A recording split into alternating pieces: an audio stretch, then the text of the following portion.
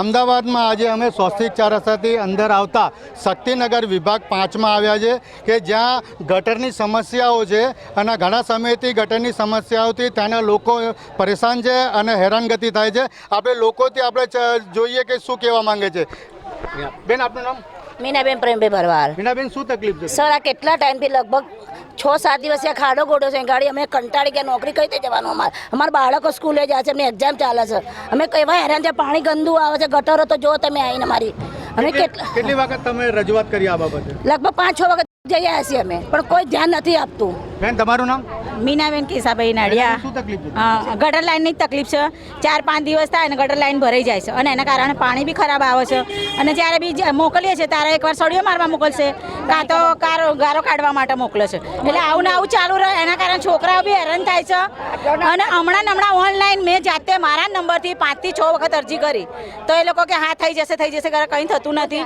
પાછું 2-3 દિવસ પહેલાં અમે કહ્યું, અહીંયા રૂબરૂપ જાતે જઈને મળીને આવ્યા, ત્યાં બી એવું કંઈ થઈ જશે। આવીને ગયા, ખાલી સળિયો માર્યો પણ પાણી બી ના ગયું, કિચડ બી ના નીકળ્યો, એમને મૂકીને જતા રહ્યા। અને અત્યારે આ બી કર્યું છે તો એમાંય 5-6 દિવસ થઈ ગયા છે અને એના કારણે પાણી બી ખરાબ આવે છે। એટલે આવું ને આવું કરે તો આમ જ રોગચાળો ચાલે છે। એના કારણે વધારે કોઈ છોકરા બીમાર થાય, મોટા બીમાર થાય, કોઈ ઉંમર લાયક હોય એનું પણ જોવું તો પડે કે નહીં। આ રીતે ક્યાં સુધી ચાલશે?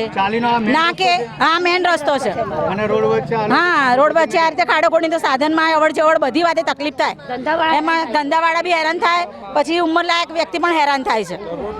હા, અત્યારે બીજા વ્યક્તિ પણ છે અહીંયા કે ઘણા લોકોને અત્યારે તકલીફો પડી રહી છે અને ઘણા લોકો પરેશાન છે આ વસ્તુથી। આપણે એમના જોડે પણ વાત કરીએ। આપનું નામ? મારું નામ મહેશભાઈ સોલંકી છે। મહેશભાઈ, શું તકલીફ છે? તકલીફ એવું છે કે આ લોકો શુક્રવારથી ખાડો કરી ગયા છે। હવે શુક્ર, શનિ, રવિ અને આજ સોમવાર થયો।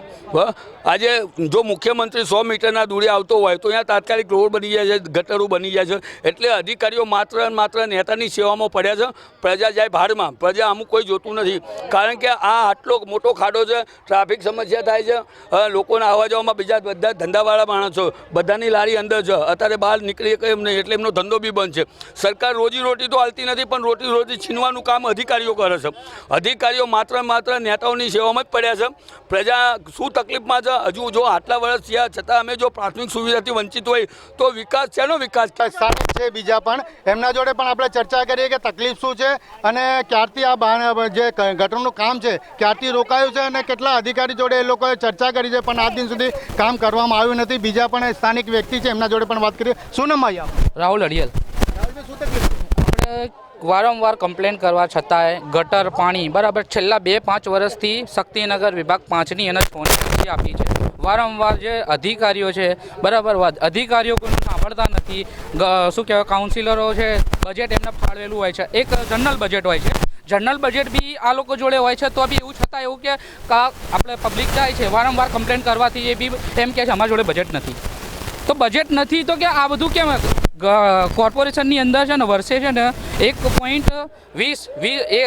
કરોડ 20 લાખનું બજેટ ફાળવવામાં આવે છે એક કાઉન્સિલરમાં વર્ષનું। એટલે 5 વર્ષ હોય છે કાઉન્સિલરના, એટલે 4 કાઉન્સિલરનું બજેટ હોય છે। તો તમે બજેટ જુઓ, જનરલ બજેટ જુઓ, આપણે કોર્પોરેશનનું બજેટ જુઓ, તો બી બજેટ નથી। એટલે શું છે? આ વિકાસ છે?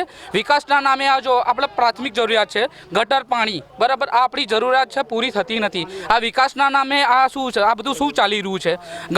આપણી પબ્લિક રહી એ બિચારી શું કહેવાય, જાહેર પબ્લિક બિચારી અભણ પબ્લિક હોય છે, તો આપણે વારંવાર કમ્પ્લેન કરવા છતાંય બી એ લોકોને અવગણ હોય છે। એ લોકો જાય છે તો ત્યાં છે ને કોઈ કાર્ય થતા નથી।